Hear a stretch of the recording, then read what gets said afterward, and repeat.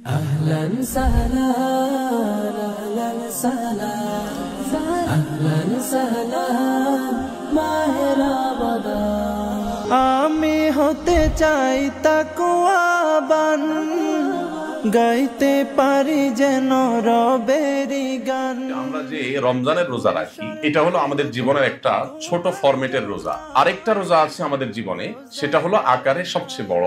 সেই রোজাটার নাম হলো জীবনের রোজা। এখন মা বাবারা সন্তানদের এত আদর করে যে বাচ্চারা রোজা রাখতে চাইলেও অনেক ধার্মিক মা বাবাও দেখা যায় যে বাচ্চাদেরকে বলে, না বাবা তোমার কষ্ট হবে। আপনারা সবাই ভালো আছেন?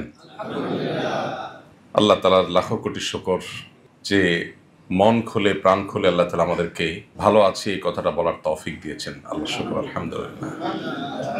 সম্মানিত উপস্থিতি, আমরা যে রমজান মাসে সিয়াম সাধনা করি, রোজা রাখি, এই রোজাটার একটা দার্শনিক দিক তুলে ধরেছেন ভারত উপমহাদেশের অন্যতম একজন ইসলামিক ব্যক্তিত্ব, মুসলিম বিশ্বের নোবেল খ্যাত কিং ফয়সাল অ্যাওয়ার্ড পুরস্কারপ্রাপ্ত হাতে গোনা 2-3 জন মানুষের একজন এই উপমহাদেশের সৈয়দ আবুল হাসান আলী আন-নাদবী রহমতুল্লাহ আলাইহি, যার নাম হয়তো অনেকে আপনারা শুনেছেন। যার লেখা বই মাজা খাসিরাল আলামু বিইনহিতাতিল মুসলিমিন, মুসলমানদের পতনে বিশ্বের কি ক্ষতি হলো, মুসলিমরা যে আজ পৃথিবীর ড্রাইভিং সিটে নেই এর কারণে পৃথিবীর কি ক্ষতি হলো, পৃথিবীর মানুষের কি ক্ষতি হলো, এই বিষয়ে যে বইটি তিনি লিখেছেন মাত্র 18 বছর বয়সে। যখন এই বইয়ের ভূমিকায় তিনি লিখেছেন যে আমি কোনো আরব দেশের মধ্যে যাইনি, কোনো অ্যারাবিয়ানকে দু চোখে দেখিনি, এই অবস্থায় যে বই লিখেছেন আজও আরব বিশ্বের, মিডল ইস্টের এমন কোনো বিশ্ববিদ্যালয়, এমন কোনো সমৃদ্ধ লাইব্রেরি পাওয়া অসম্ভব যেখানে মাজা খাসিরাল আলম বইটা নাই। সৌদি আরব সহ বেশ কয়েকটা দেশে আমি প্রত্যক্ষ করেছি বিভিন্ন মিনিস্ট্রি, কয়েকটা মন্ত্রণালয় কম্পিটিশন করে এই বইটা লক্ষ লক্ষ কপি ছাপার ব্যবস্থা করে শুধু মুসলিমদের ঘুমন্ত বিবেককে জাগাবার জন্য। এই কালজয়ী গ্রন্থ সহ বহু কালজয়ী গ্রন্থের রচয়িতা সৈয়দ আবুল হাসান আলী নদবী রহমতুল্লাহ আলাই, তিনি আমরা যে সিয়াম সাধনা করি, আমরা যে রোজা রাখি, এই রোজার একটা দার্শনিক দিক তুলে ধরেছেন। তিনি বলেছেন যে আমরা যে রোজা রাখি এই রোজাটা মূলত আকার এবং আয়তনে ছোট ফরম্যাটের একটা রোজা, মাত্র 12 থেকে 14, 16, 17 ঘন্টা কম বেশি এই সময়ের রোজা। আমাদের জীবনে আরেকটা রোজা আছে যে রোজাটা আকার এবং আয়তনে এর চাইতে অনেক বড়। আলেমিয়া নদী রহমতুল্লাহ আলাই এই দুই ধরনের রোজার যে ধারণা তুলে ধরেছেন, আমার কাছে মনে হয়েছে আমরা যে সিয়াম বা সম সাধনা করি, রোজা রাখি, এই রোজার যে আসল তাৎপর্য, এর যে অন্তর্নিহিত উদ্দেশ্য, এর যে নিগূঢ় রহস্য, সেটা তার দার্শনিক ব্যাখ্যার মাধ্যমে খুব চমৎকারভাবে ফুটে ওঠে। আমি তার সে দার্শনিক ব্যাখ্যাটি তুলে ধরার পাশাপাশি আমার নিজস্ব কিছু উদাহরণ, উপমা আমি হয়তো অ্যাড করবো ইনশাআল্লাহ, যেটা আমাদের দেশীয় প্রেক্ষাপটে আমাদের পুরো বিষয়টাকে রপ্ত করতে বা বুঝতে একটু সহজ হবে। আলিমিয়া নদবী রহমতুল্লাহ আলাইহি বলেছেন যে আমরা যে রমজানের রোজা রাখি এটা হলো আমাদের জীবনের একটা ছোট ফরম্যাটের রোজা। গুরুত্বের বিচারে ছোট না, আয়তনের বিচারে আকারে ছোট। আর আরেকটা রোজা আছে আমাদের জীবনে, সেটা হলো আকারে সবচেয়ে বড়। সেই রোজাটার নাম হলো জীবনের রোজা। রমজানের রোজা আর জীবনের রোজার মধ্যে প্রায় সব দিক থেকে মিল আছে। আমরা যদি একটু দুইটাকে কম্পেয়ার করার চেষ্টা করি, আমরা দেখব রমজানে যে আমরা রোজা রাখি এই রোজার শুরু হয় শোবে সাদিকের মাধ্যমে। জীবনের রোজার শুরু হয় মানুষ যখন প্রাপ্তবয়স্ক হয় তখন থেকে। রমজানের রোজা পরিসমাপ্তি ঘটে সূর্য যখন অস্তমিত হয়, জীবনের রোজার পরিসমাপ্তি ঘটে জীবনের সূর্য যখন ডুবে যায়। রমজানের রোজা, এই রোজায় যেরকম নির্দিষ্ট কিছু বিষয় আমাদেরকে দেয়া হয়েছে, এগুলো থেকে আমাদেরকে বেঁচে থাকতে হয়, বিরত থাকতে হয়। রমজানের রোজা যেরকম বিরত থাকার অপর নাম, জীবনের রোজাটাও বিশেষ কিছু আল্লাহর হুদুদ আছে কোরআনে, যেটাকে বারবার করে আল্লাহ বলেছেন ওয়াতিলকা হুদুদুল্লাহ ফালা তা'তাদুহা, এগুলো আল্লাহর সীমানা। জীবনের রোজা রেখে এই সীমানাগুলো ব্রেক করা যাবে না। রমজানের রোজার সাথে জীবনের রোজার এরকম বহুবিধ মিল আমরা খুঁজে পাবো, বহুবিধ। আরেকটা মিল আমরা খুঁজে পাবো, যে মিলটা আলেমিয়া নদী রহমতুল্লাহ বলেন নাই, আমার কাছে মনে হয়েছে, সেটি হলো জীবনের রোজা যারা রাখেন, রমজান রোজা রাখার সাথে দারুণ একটা উদাহরণ এখানে আমরা পাই। রমজান মাসে যদি কেউ রোজা রাখেন, বিশেষ করে ছোট বাচ্চাদের কথা আমি বলতে চাই। আমরা যারা গ্রামে বড় হয়েছি, বিশেষ করে শৈশবটা যারা গ্রামে কাটিয়েছি, তাদের জন্য বোঝাটা একটু সহজ হবে। শহরে যারা আছেন তাদের আসলে অনেক কিছুই বোঝা একটু কঠিন হবে, যাদের শৈশব কৈশোর শহরে কেটেছে। তো মুসলমানদের পরিবারে ছোট ছোট বাচ্চারা রোজা রাখে শখ করে। আজকাল অবশ্য এটাও কমে যাচ্ছে। এখন মা বাবারা সন্তানদের এত আদর করে যে বাচ্চারা রোজা রাখতে চাইলেও অনেক ধার্মিক মা বাবাও দেখা যায় যে বাচ্চাদেরকে বলে, না বাবা তোমার কষ্ট হবে, দরকার নাই, তুমি ছোট মানুষ, তোমার পর রোজা ফরজ না। আমরা উল্টা চিত্র দেখেছি। আমরা শৈশবে যখন রোজা রাখার চেষ্টা করতাম বা আমাদের বয়সে আমরা দেখতাম ছোট শিশু কিশোর রোজা রাখার চেষ্টা করতো, বাবা মা দাদা দাদি সবাই উৎসাহ দিতেন, উদ্দীপনা দিতেন। এই জন্য যে পরিমাণ চ্যালেঞ্জ আমি নিতে পারি, আমার ছেলে সে পরিমাণ চ্যালেঞ্জ নিতে পারে না। আমি যে পরিমাণ স্ট্রাগল করতে পারি সকাল থেকে বিকাল পর্যন্ত, 24 ঘন্টার ভিতরে 2 ঘন্টা ঘুমেও যে আমি কাজ করতে পারি, দৌড়াইতে পারি, আমার ছেলে মেয়েরা সেটা পারে না। কারণ তারা সে স্ট্রাগল করে বড় হয়নি আসলে।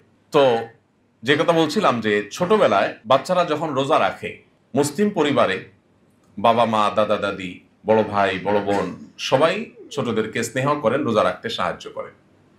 আমরা যদি একটা চিত্র কল্পনা করি, একটা পরিবারে 2টা ছেলে, ধরা যাক একজনের বয়স 10, আরেকজনের বয়স 12 কি 13। এই 2 ভাই একসাথে রমজান মাসে রোজা রেখেছে। রোজা রাখার পর সব ছেলে মেয়ে তো আর একরকম ধৈর্য বা একরকম সংযমের হয় না। 10টা 11টার দিকে দেখা যায় একটু কষ্ট হতে শুরু করে। ছোট মানুষ কখনো এভাবে না খেয়ে থাকেনি, উপবাস থাকেনি, তার একটু কষ্ট হয়।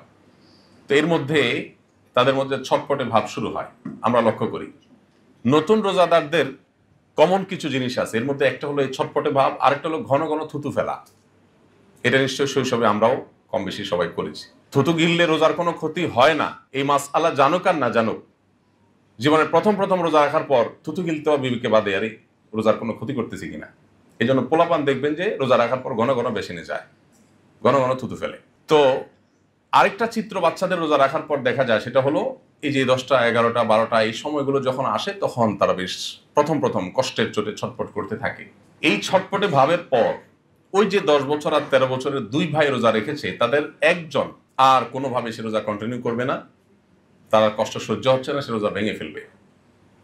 সে যখন রোজা ভাঙতে চায়, বাবা মা প্যারেন্টস দাদা দাদি সবাই তাকে বোঝানোর চেষ্টা করেন, কিন্তু যতই বোঝানোর চেষ্টা করেন যে একটু অধৈর্যশীল হয়, সে বলে না আমি কোনোভাবে রাখবো না, আমি আরেকদিন রাখবো। সে হয়তো রোজা ভাঙার ডিসিশনে অটল থাকে। আরেকজন মুখটা ফ্যাকাশে হয়ে যায়, শুকিয়ে যায়, সে কিন্তু রোজাটা ভাঙে না, রাখে। এবার আমরা একটু দেখবো এই 2 জনের মধ্যে যে ভাই রোজা ভেঙেছে আর যে ভাঙেনি, এই 2 জনের কার পরিণতি কি হয়, কার ভাগ্যে কি জোটে। এবার আপনাদের কাছে প্রশ্ন থাকবে, সকাল 10টা 11টার দিকে যদি কোনো মুসলমান ফ্যামিলিতে কোনো নতুন রোজাদার রোজা ভাঙে, তো ডেফিনেটলি রোজা ভাঙার ফলে সে একটু খাওয়ার আনন্দ পাবে, তৃষ্ণা মিটাবার আনন্দ পাবে, তৃপ্তি পাবে। কিন্তু সেটা কি দিয়ে? মুসলমানদের ঘরে রমজান মাসে সকাল 10টা 11টার দিকে যে খাবার থাকে, সে খাবারের কোয়ালিটি কি থাকে? ধরেন ভাত যেগুলো থাকে নিশ্চয়ই হয় পান্তা না হয় বাসি, আর তরকারি যেগুলো থাকে মাছের নিশ্চয়ই ভালো ভালো টুকরোগুলো, পেটি পুটি এগুলো সব বড় রাতে শেষ হয়ে গেছে। এখন যেগুলো আছে হয়তো মাছের লেজ আছে, কানকল্লা আছে, অথবা বাছাই করা যেগুলো থেকে গেছে সেগুলো আছে। আর তরকারি যেগুলো আছে, গোশত হোক আর মাছ হোক আর ডাল হোক, যাই থাকুক, 100% নিশ্চিত যেগুলো সবই বাসি। এই বাসি ভাত বাসি তরকারি 10টা 11টার দিকে খেয়ে যে ছেলেটা রোজা ভেঙে ফেলে, সে তৃপ্তির ঢেকুর তোলে যে তার ক্ষুধা শেষ, তৃষ্ণা শেষ, রোজার কষ্ট শেষ।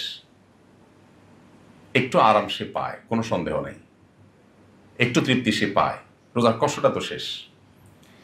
এরপর সে সূর্য ডুবা পর্যন্ত আর তার খাওয়ার পান করার বাধা নেই, সে পানাহার করে, সময় যেতে থাকে।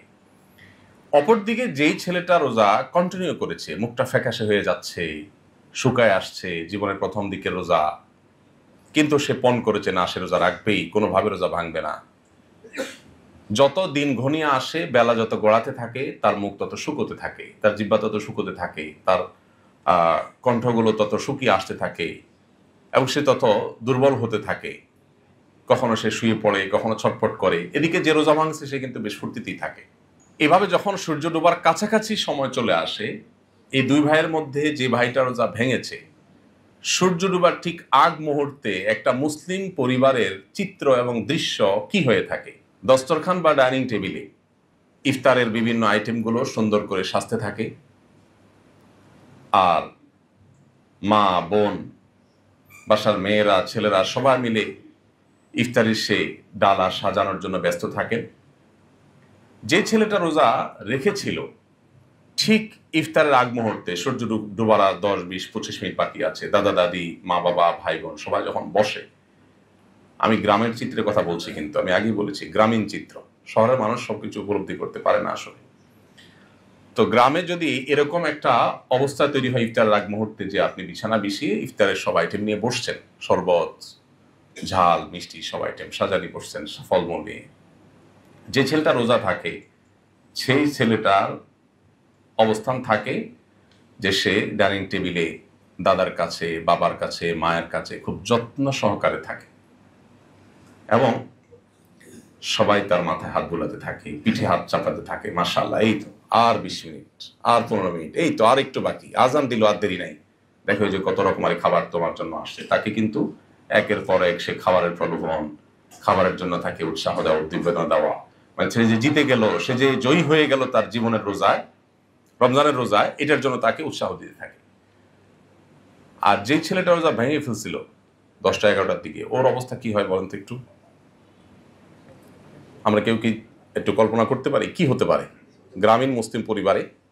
ও যদি ইফতারির এই ডাইনিং টেবিল বা ইফতারের বিছানা বা দস্তরখানের কাছাকাছিও ঘেঁষে, দেখা যায় যে কখনো হয় মা দিছে ধমক, তো এখানে কি করস, তোর না বলছি বাবুরে রাখার জন্য, বেচারা দৌড় দিয়ে যায় বাবুর কাছে, আবার হয়তো কিছুক্ষণ বাবুরে রেখে সান্ত্বনা দিয়ে আবার আসছে, আরে এত সব খাবার গ্রানের সব মোহিত হয়ে গেছে, এবার বাপে দেয় ধমক, তোর না বলছি যে মোমবাতি নিয়ে আসার জন্য দোকান থেকে, তো এখানে কি করস? আবার হয়তো আরেক বোনে ধমক দিছে যে তোমার বলছি না যে মোরগগুলো ধরো খোয়ারে, তোমার বলছি অমুক কাজটা করো, এই তাড়াতাড়ি করে চামচটা নিয়ে আসো, এই বেচারা দৌড়ের উপরে থাকে। আর যে রোজা রাখছে কষ্ট করে, তার রাখতে কষ্ট হয়েছে, কিন্তু ইফতারের আগ মুহূর্তে সে যে আদরটা পায়, সে যে যত্নটা পায়, সেই যত্নকে পৃথিবীর কোনো কিছুর সাথে তুলনা করে কখনো বোঝানো যাবে না। ইফতারের আগ মুহূর্তে আমরা সবাই কিন্তু একটা আনন্দ পাই, নিশ্চয়ই আমরা লক্ষ্য করি, তাই না? আমার কাছে মনে হয় পৃথিবীর কোনো খাবারে এই তৃপ্তি নাই ইফতারের এক টুকরো খেজুর, এক ঢোক পানি, একটু শরবতের মধ্যে যে তৃপ্তি। যারা রোজাদার তারা সবাই আমরা ফিল করার কথা। দেখুন, ইফতার হলো, আরবিতে আমরা ইফতার বলি, এর বাংলা অর্থ কি? নাস্তা, যেটাকে ফুতুর বলি। ফুতুর ইফতার একই জিনিস, একই মূলধাতু থেকে উৎকলিত। ইফতার মানে নাস্তা। সারা বছর আমরা রাতভর না খেয়ে থেকে সকালে নাস্তা খাই, আর রোজা রেখে দিনভর না খেয়ে থেকে ব্রেকফাস্ট করি, এটাই একই জিনিস, শুধু টাইমটা চেঞ্জ হয়েছে। পার্থক্য আরেকটা আছে, সেটা হলো সাধারণ নাস্তা একটা মোবাহ কাজ, জায়েজ কাজ, কেউ খাইলে সওয়াব নাই, না খাইলে গুনাহ নেই, সেটা শুধু বৈধ কাজ না, সেটা একটা সুন্নাহ, এর ফলশ্রুতিতে একটা সওয়াব পাবে বান্দা। সবচেয়ে বড় পার্থক্যের জায়গাটা হলো, নাস্তা যদি আপনি কোনো বুফেও করেন, 20-50 আইটেমে যদি আপনার সামনে উপস্থিত থাকে, নিশ্চয়ই আপনি অনুভব করবেন ইফতারের সামান্য সাদামাটা আয়োজনও সামনে নিয়ে যে আপনি বসে থাকেন, সূর্য ডুবার জন্য অপেক্ষা করেন, এই যে আনন্দ, এই যে আপনার অবর্ণনীয় তৃপ্তি, এই যে আপনার জান্নাতি এক স্বাদ, এই স্বাদ পৃথিবীর কোনো খাবারে নেই। আর এই কথাটাকে নবী করিম সাল্লাল্লাহু আলাইহি ওয়াসাল্লাম তার ভাষায় বলেছেন, লিসাইমি ফারহাতান, ফারহাতুন ইনদা ফিতরিহি ওয়া ফারহাতুন ইনদা লিকাই রাব্বি। রোজাদারকে আল্লাহ তাআলা দুটি আনন্দ দেন, তার একটি হলো ইফতারের সময়, আরেকটি হলো আল্লাহর সাথে সাক্ষাতের সময়। এই ইফতারের সময়, এটার আবার দুইটা ব্যাখ্যা, একটা হলো প্রতিদিনের প্রাত্যহিক ইফতারের সময়, আরেকটা ব্যাখ্যা হলো ঈদের সময়, সেটা হলো পুরো রমজানের ইফতার। ঈদের মধ্যে আল্লাহ যে আনন্দ রেখেছেন, সে আনন্দ অন্য কোনো আনন্দে বা উৎসবে নেই, ইফতারের মধ্যে যেটা আছে সেটাও কোথাও নেই। তো যেই ছেলেটা রোজা সম্পন্ন করে, সে কিন্তু ইফতারের সময় এই পরম আনন্দটা অন্য রোজাদারদের চাইতে একটু বেশিই পায়, কারণ সবাই তাকে আদর করে। আজান হয়ে গেছে, সাথে সাথে কেউ তাকে খেজুর এগিয়ে দিচ্ছেন, কেউ তাকে হয়তো শরবতটা আগায় দিচ্ছেন, কেউ হয়তো ফল আগায় দিচ্ছেন, মা হয়তো আরেকটা আগায় দিচ্ছেন, বোন আগায় দিচ্ছেন, তাকে খাওয়াতে খাওয়াতে সবাই বেরিসা। এমন একটা অবস্থা। আর যে ছেলেটা রোজা ভেঙে ফেলেছে সে কিন্তু দৌড়ের উপরে, সেও খায়, সেও পায় ইফতার, কিন্তু সেটা হলো সেকেন্ড ইনিংসে। আমাদের ইফতারের 2টা ইনিংস থাকে সাধারণত। আমরা ইফতারের একটা ইনিংস শেষ করে, এটা আমাদের আব্দুল্লাহ সাইফুল্লাহ ভাইয়ের ভাষা, ইনিংসের এই আইডিয়াটা, যে ইফতারের এক দফা আমরা খেয়ে এরপরে আমরা যাই মাগরিবের নামাজে, ইনিংস ঘোষণা দিয়া, এরপর নামাজ পড়ে এসে আমরা সেকেন্ড ইনিংস ওপেন করি। তো যারা রোজা ভাঙে এরা সাধারণত সেকেন্ড ইনিংসের কিছু পায়। এই বেচারা সকালে যে 10টা-11টার দিকে রোজা ভাঙে খাইছে সেগুলো খাইছে বাসি, আর এখন যেগুলো খায় সেগুলো থাকে বাসি না হইলেও বাছা। সন্দেহ আছে কোনো? এই উদাহরণটা টানলাম যে জন্য, সেটা হলো আমরা যে বলেছি আমরা রোজা রাখি, যে এই রোজাগুলো আয়তনে আকারে ছোট রোজা, বড় রোজার ব্যাপারে আমাদেরকে প্রশিক্ষিত করে এই ছোট রোজা, জীবনের রোজা রাখতে আমাদেরকে সাহায্য করে এই ছোট রোজা। রমজানের এই রোজা যেটা আয়তনে ছোট, আকারে ছোট, এই রোজা রেখে যেরকম আমাদের অনেকগুলো বিষয় নিষিদ্ধ, সেগুলো যদি আমরা মেনে চলতে পারি, জীবনের রোজাকে যদি আমরা অক্ষুণ্ণ রাখতে পারি, অটুট রাখতে পারি, তাহলে তার সুফল কি হতে পারে ওই গ্রামের 2 ভাইয়ের রোজার উদাহরণ থেকে সেটা আমি বোঝাবার চেষ্টা করেছি। এবার আসুন কোরআনের সাথে মিলাই। কোরআন খুললে আমরা দেখতে পাই আল্লাহ রাব্বুল আলামিন বলেছেন, ইন্নাল্লাযীনা ক্বালু রাব্বুনাল্লাহ সুম্মা ইসতাকামু তাতানাজ্জালু আলাইহিমুল মালাইকা আল্লা তাখাফু ওয়ালা তাহজানু ওয়া আবশিরু বিল জান্নাতিল্লাতী কুনতুম তুআদুন। যারা জীবনের রোজাকে কমপ্লিট করে, জীবনের রোজাকে যারা ভাঙে না, ভঙ্গ হলেও সাথে সাথে আবার জোড়া দিয়ে দেয়, এটা একটা পার্থক্য। রমজান রোজার সাথে জীবন রোজার একটাই পার্থক্য বলতে পারি, সেটা হলো রমজানের রোজা ভেঙে গেলে আর জোড়া দেওয়া যায় না, কিন্তু জীবনের রোজা ভেঙে গেলে জোড়া দেওয়া যায়। কেন? কারণ জীবনের রোজার আয়তন 50, 60, 70 বছরের দীর্ঘ। এত দীর্ঘ আয়তনের রোজা রাখা মানুষের জন্য কঠিন। সেজন্য আল্লাহ রাব্বুল আলামিন সেখানে সেই রোজা ভেঙে গেলে সাথে সাথে তওবা নামক এই ইবাদতের মাধ্যমে, এই রিপেয়ারিং সিস্টেমের মাধ্যমে সেটাকে আবার জোড়া লাগাতে পারে। এইভাবে যদি জীবনের রোজাকে কেউ জোড়া লাগাতে লাগাতে জীবনের সূর্য ডোবা পর্যন্ত নিয়ে যায়, ওই 2 ভাইয়ের রোজাদার ভাইকে যেরকম সূর্য ডোবার আগ মুহূর্তে পরিবারের সবাই আদর কদর শুরু করেন, অভয় দেখাতে শুরু করেন, আর দেরি নাই, এই তো তোমার কষ্ট শেষ, ঠিক জীবনের সূর্য যখন মানুষের ডুবন্ত থাকে তার আগ মুহূর্তে ওই ব্যক্তির সাথে আল্লাহর পাঠানো ফেরেশতারা কোরআনের বর্ণনা অনুযায়ী তাকে সান্ত্বনা দেন, আর দেরি নাই, লা তাখাফু ওয়ালা তাহজানু, তোমার কোনো টেনশন নাই, তোমার কোনো ভয় নাই, বহু কষ্ট করেছো আর নেই, ওয়া আবশিরু বিল জান্নাতিল্লাতী কুনতুম তুআদুন, জান্নাতের সুসংবাদ গ্রহণ করো। এই সে জান্নাত। কোন কোন হাদিস থেকে আমরা জানতে পারি জান্নাতি ব্যক্তি মৃত্যুর আগ মুহূর্তে জান্নাতের নিয়ামতগুলো উপস্থাপন করা হয় তার সামনে, সে দেখতে পায়, সে তখন আনন্দে আহ্লাদিত হয়ে যায়। আমরা মনে করি সে হয়তো প্রিয়জনের ছেড়ে যাওয়ার, রেখে যাওয়ার বেদনায় সে হয়তো কাতর, কিন্তু না, জান্নাতি মানুষ ওই সময় জান্নাতের নিয়ামত সমূহ দেখে আল্লাহর সাক্ষাৎ এবং জান্নাত লাভের যে তার ব্যাকুলতা, তার যে আনন্দ, সে আনন্দ সে উপভোগ করতে করতে দুনিয়া সে ত্যাগ করে চলে যায়। পক্ষান্তরে ওই রোজা ভাঙা ছোট ভাইয়ের মতো জীবনের রোজা যারা ভেঙে ফেলেছেন অথচ নিজেকে মুসলমান দাবি করেন, হয়তো মুসলিম, নামাজ কালামও পড়ার চেষ্টা করেন, কিন্তু বারবার জীবন রোজা ভেঙেছেন, আল্লাহর বহু আদেশ নিষেধকে লঙ্ঘন করেছেন, কোরআন থেকে দূরে সরেছিলেন, হাদিস থেকে দূরে সরেছিলেন, ইসলাম থেকে দূরে সরেছিলেন, ইসলামকে টুকটাক গায়ে মাখিয়েছেন আর জীবনের সবকিছুকে ঠিকঠাক রেখেছেন, এরকম ধরি মাছ নাছুই পানির টাইপ যে মুসলমান হয়েছেন, যারা জীবনের রোজাকে বারবার ভেঙে ফেলেছেন এবং সেটাকে তওবার সেই জোড়া লাগাবার সেই ফরম্যাট বা সেই আইডিয়া দিয়ে, সে মডেল দিয়ে আর জোড়া লাগাননি, এই মানুষগুলোর পরিণতি ওই ছোট ভাই যে রোজা ভঙ্গ করে তার মতোই হবে। কিভাবে? কিয়ামতের ময়দানে যখন সে নিজের পাপাচারের কারণে নানান শাস্তির মুখোমুখি হবে। কিয়ামতের ময়দান থেকেই তো শাস্তি শুরু, কারণ কিয়ামতের ময়দানের যে ভয়াবহতা, ইটসেলফ একটা শাস্তি।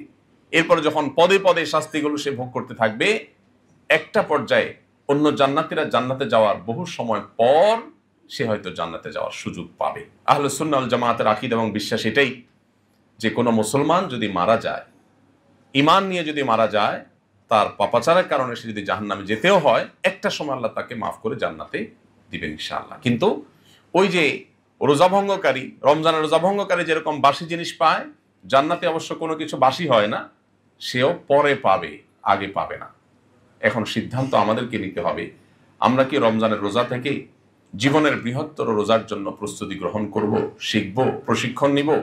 রমজানের রোজাকে ধরে রাখার জন্য যেরকম আমরা কসরত করি, আমরা যেরকম চেষ্টা করি, আমাদের জীবনের রোজাকে ধরে রাখার চেষ্টাটা আমরা করব কিনা, এই সিদ্ধান্ত আমাদেরকে নিতে হবে। সময়ত ভাইরা, আজ ভোগবাদী এই পৃথিবীতে যেদিকে তাকাবেন, চতুর্দিকে দেখবেন শুধুমাত্র ভোগের আহ্বান। চতুর্দিকে আপনি প্রতিটি বিজ্ঞাপনী বিলবোর্ডের দিকে তাকালে দেখবেন আপনাকে ভোগের জন্য ডাকা হচ্ছে, আহ্বান করা হচ্ছে। প্রতিটি অ্যাডভার্টাইজমেন্ট, প্রতিটি প্রচার, প্রতিটি ঘোষণা, সব আয়োজন ভোগের জন্য। ইসলাম আমাদেরকে এমন এক জীবন ব্যবস্থা দিয়েছে, এখানে আমাদেরকে ত্যাগের শিক্ষা দেওয়া হয়। এই জন্যই তো মুসলিমদের কেউ দমাতে পারে না যদি মুসলিমরা মুসলিম হয়। আল্লাহ যে বলেছেন, ওয়া আনতুমুল আ'লাউনা ইন কুনতুম মুমিনিন, ঈমানদার হয়ে থাকলে তোমাদেরকে কেউ হারাতে পারবে না, সুযোগ নাই, নো অপশন। কারণ তাদেরকে কে হারাবে? যারা মরতে পারলেই গর্বিত, যারা মরার জন্যই লড়ে, তাদেরকে হারাবার ক্ষমতা তো পৃথিবীতে কারণ নাই। আল্লাহ তাআলা কোরআনে কারিমে ইহুদি এবং খ্রিস্টান উভয় সম্প্রদায় সম্পর্কে বলেছেন যে তাদেরকে দেখবে তোমরা, তারা মরতে চায় না, তারা বলবে আমাদের জান্নাত গ্যারান্টেড হয়ে গেছে। খ্রিস্টানরা বলে যে ঈসা আলাইহিস সালাম ক্রুশবিদ্ধ হয়ে আমাদের সব পাপের দায় তিনি নিয়ে নিছেন, আমাদের টেনশন নাই। ইহুদিরা বলে যে লান তামাসসানান নারু ইল্লা আইয়ামান মাদুদা, আমাদের জাহান্নামে গেলেও সামান্য কয়েকদিনের জন্য যেতে হবে, আমাদের নবী বলে দিছে। এই জন্য তাদের যা খুশি তা করতে পারে করে। কিন্তু আমাদের নবী মুহাম্মদ সাল্লাল্লাহু আলাইহি ওয়াসাল্লাম আমাদেরকে বলেছেন না, প্রতিটা পদে পদে আমাদেরকে হিসাব করে করে চলতে হবে। ইন্নাল্লাহা লা ইউহিব্বুল মুতাদিন, আল্লাহ সীমানা দিয়েছেন, এগুলো ক্রস করা যাবে না। এই যে মুসলমানদের সাথে অন্যদের পার্থক্যের জায়গাটা আল্লাহ তাআলা যে একেবারে চূড়ান্তভাবে বলে দিলেন যে ওয়ালা তাহিনু ওয়ালা তাহজানু ওয়া আনতুমুল আ'লাউনা ইন কুনতুম মুমিনিন, তোমরাই বিজয়ী হবে, তোমরাই সার্থক হবে, সফল হবে, তোমাদের কেউ হারাতে পারবে না ঈমানদার হলে। ঈমানদারকে হারানোর কোনো মেথড পৃথিবীতে কেউ কোনোদিন আবিষ্কার করতে পারবে না, কারণ ঈমানদারকে তো হারানো যাবে না। ঈমানদার তো মরলেও জিতে। নবী করিম সাল্লাল্লাহু আলাইহি ওয়াসাল্লাম বলেছেন, আজাবান লি আমরিল মুমিন, ঈমানদারের পুরো জীবনটাই হলো পিকুলিয়ার, অদ্ভুত, আশ্চর্যজনক। কারণ ইন আসাবাহু খায়রুন শাকারা ফাকানা খায়রুল্লাহ, ঈমানদারের জীবনে যদি ভালো কিছু হয় সে আলহামদুলিল্লাহ বলে, শুকরিয়া আদায় করে, একদিকে ভালো জিনিস পাইলো আবার শুকরিয়া আদায় করে সওয়াব পাইলো। ওয়াইন আসাবাহু শাররুন, আর ঈমানদারের জীবনে যদি কোনো বিপদ আসে, কষ্ট আসে, সবারা, সে ধৈর্য ধারণ করে, ফাকানা খায়রুল্লাহ, ধৈর্য ধারণ করে আবার সে সওয়াব কামাই করে। হাতির মতো মরলেও লাখ, বাঁচলেও লাখ। এই জন্য ভাই, যে ইসলাম আল্লাহ তাআলা আমাদেরকে দিয়েছেন, শুধুমাত্র এই নিয়ামতের কথা যদি আমরা চিন্তা করি, আল্লাহর এই নিয়ামতের শুকরিয়া কিয়ামত পর্যন্ত সিজদা দিয়ে আমরা আদায় করতে পারবো না। এই যে আমরা সিয়াম সাধনা করছি, এই সিয়াম আমাদেরকে কত কিছু দিচ্ছে। দেখুন, আমরা যে বিরত থাকার কসরত করছি, সিয়াম তো আমাদেরকে, সিয়াম শব্দের অর্থ, সম শব্দের অর্থ বিরত থাকা, আমরা সবাই জানি। পানাহার যৌনাচার থেকে আমরা বিরত থাকছি। এত কিছু থাকতে আল্লাহ তাআলা রোজা রেখে এই দুইটা কাজ কেন ছাড়তে বললেন? পানাহার এবং যৌনাচার কেন? দুনিয়াতে ভোগের তো আরো বহু শত আইটেম আছে, আল্লাহ কেন বললেন রোজা রেখে এই দুইটা করা যাবে না? কারণ পৃথিবীতে মানুষ যত অপরাধ করে, মানুষের মধ্যে যত অপরাধের ভেতরে যে অদৃশ্য দাহন বা জ্বালা তাকে ছটফট করাতে থাকে, সেটা মূলত এই ক্ষুণ্ণবৃত্তি এবং যৌনবৃত্তির কারণে হয়। এই দুইটাকে যদি মানুষ কন্ট্রোল করতে পারে, তাহলে সে নিজেকে কন্ট্রোল করতে পারে। আমি যেটা বলছিলাম, যে গোটা পৃথিবী আপনাকে ভোগের আহ্বান করবে, শুধু ইসলাম আপনাকে বলবে না ব্রেক, ব্রেক। সিয়াম মানে হলো ব্রেক। আমার এখন ক্ষুধা আছে, তৃষ্ণা আছে, পিপাসা আছে, খাবারও হাতের কাছে আছে, পানিও আছে, কিন্তু আমি খাচ্ছি না, ব্রেক দিচ্ছি, এটাই সিয়াম। তো আমার জীবনের পদে পদে যখনই কোনো কাজ আমি করতে যাব, সেখানে আল্লাহর আদেশ নিষেধ দ্বারা যদি আমি এরকম নিজেকে নিয়ন্ত্রণ করতে পারি, ব্রেক দিতে পারি, থামাতে পারি, এটাই হলো জীবনের রোজা রাখা। রমজানের রোজা আমাদেরকে জীবনের রোজা রাখার পরে সাহস যোগায়, শিক্ষা দেয়, প্রেরণা দেয়, প্রশিক্ষণ দেয়। কিন্তু বেশিরভাগ মানুষ আমরা জানি না কেন আমরা রমজান রোজা রাখি। আল্লাহ তাআলা বলেছেন লাআল্লাকুম তাত্তাকুন, রোজা ফরজ করা হয়েছে যেন তোমরা মুত্তাকি হও। কিভাবে মুত্তাকি হবে? এই যে একজন মানুষ রমজান মাসে দিনের বেলা রোজা রেখে আজন্ম চিটার বাটপার মানুষও যদি হয়, কথায় কথায় মিথ্যা, সবার সাথে বাটপারি করা মানুষটাও যদি রোজা রাখে, সে রোজা রেখে কিন্তু বাটপারিটা করে না, মানে রোজার সাথে বাটপারিটা আল্লাহর সাথে করে না। কেন? কেউ দেখছে না, ক্ষুধা আছে পেটে, হাতের কাছে খাবারও আছে, যে কক্ষে আছে সেখানে সিসি ক্যামেরাও নাই, তারপরে কিন্তু সে খাবারটা খায় না। কেন? সব জায়গায় ছলছাতুরি করে, সব জায়গায় চিটারি বাটপারি করে, কিন্তু এখানে এসে সে কেন খায় না?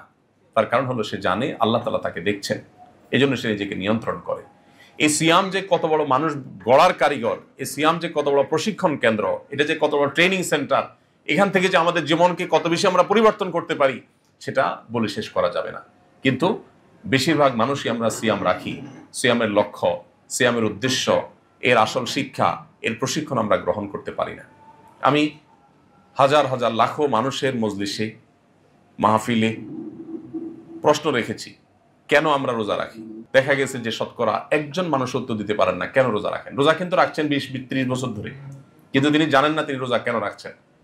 বেশিরভাগ মানুষকে প্রশ্ন করলে বলে রোজা রাখে আল্লাহর সন্তুষ্টির জন্য, জান্নাতে যাওয়ার জন্য। আমি বললাম সঠিক উত্তর তো না। এটা রোজার ফাইনাল উদ্দেশ্য হতে পারে, প্রাইমারি টার্গেট এটা না, প্রাথমিক লক্ষ্য এটা না। প্রত্যেকটা কাজের একটা প্রাথমিক লক্ষ্য থাকে আর একটা চূড়ান্ত লক্ষ্য থাকে। আমি এখান থেকে বের হয়ে যদি ওমরার উদ্দেশ্যে পাসপোর্ট, টিকিট, ভিসা সব রেডি করে নিয়ে, লাগেজ ইত্যাদি নিয়ে গাড়িতে চেপে বসি, তো এই গাড়িতে বসেছি কেন আমাকে যদি জিজ্ঞাসা করা হয়, আমার উত্তর হবে আমি এই গাড়িতে চেপে বসেছি, আমার প্রাথমিক লক্ষ্য হলো এয়ারপোর্ট পর্যন্ত যাওয়া, আর ফাইনাল টার্গেট হলো, চূড়ান্ত লক্ষ্য হলো জেদ্দা এয়ারপোর্ট হয়ে মক্কায় পৌঁছা। এখন কেউ যদি প্রাথমিক লক্ষ্য পূরণ করতে না পারে, টাইম মতো এয়ারপোর্টে গিয়ে ফ্লাইট ধরতে না পারে, তাহলে সে ফাইনাল টার্গেটে কিভাবে যাবে? সিয়াম আমাদেরকে প্রাথমিক একটা লক্ষ্য দিয়েছে। আল্লাহ তাআলা সিয়ামের প্রাথমিক লক্ষ্য বলেছেন লাআল্লাকুম তাত্তাকুন। তোমার সিয়াম তোমাকে মুত্তাকি বানাচ্ছে কিনা। প্রতিদিনের সিয়াম শেষে তোমাকে হিসাব মিলাতে হবে যে আজকের দিনে কয়বার মিথ্যা বলতে গিয়ে আমার মুখ থমকে গেছে, আজকের দিনে কয়বার সোশ্যাল মিডিয়াতে, মোবাইলে, ফেসবুক, ইউটিউবে স্ক্রল করতে করতে একটা হারাম ভিডিও আমার চোখের এরিয়াতে এসেছে, আমি আল্লাহর ভয়ে সেটাকে স্কিপ করে চলে গেছি। এই ঘটনা কয়বার ঘটেছে? আজকের দিনে কয়বার সহকর্মীর সাথে, কারোর সাথে মেজাজ হারানোর মতো ইস্যু তৈরি হয়েছে, কিন্তু নবীজি বলেছেন রোজাদার জন্য বলে দেয় ইন্নী সাইম, আমি রোজা আছি ভাই, তোমার কথার গরম উত্তর আমি দিতে পারলাম না। এটা সে কয়বার বলতে পেরেছে? সারা মাস ব্যাপী যদি এরকম কসরত করে, তাহলে সেখান থেকে তার ভালো কাজের অভ্যাস, মন্দ কাজ থেকে নিজেকে বেঁচে থাকার অভ্যাস গড়ে উঠবে।